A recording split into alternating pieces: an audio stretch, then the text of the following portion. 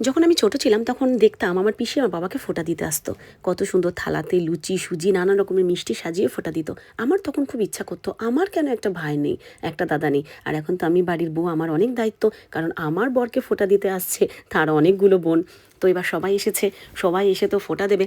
সবথেকে হাসির ব্যাপার, তারা এমন করে সাজিয়েছিল সেদিনকে, মানে মনে হচ্ছে যেন পুরো তার আইবুড়ো ভাত। আমার তো হাসিই পাচ্ছিল এই ফুল দিয়ে সাজানো দেখে।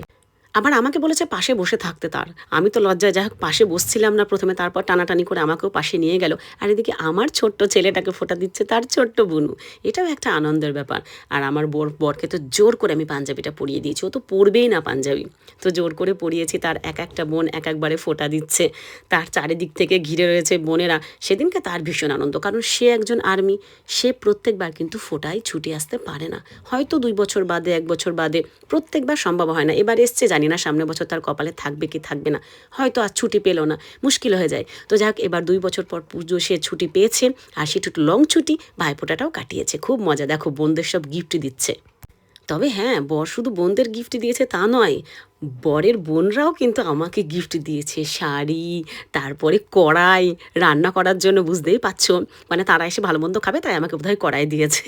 তো রান্না তো আমি খুব সুন্দর করে করেছিলাম, টেস্টি হয়েছিল কিনা জানি না, কিন্তু দেখতে বড্ড সুন্দর হয়েছিল। এই যে আমার ননদের বররা, তারপরে আমার ননদরা সবাই এখানে বসে পড়েছে। আর আমি একটা জিনিস বুঝি, রান্না বান্না করে দিয়ে বাস ছেড়ে দাও, তারপর ওদের দায়িত্ব।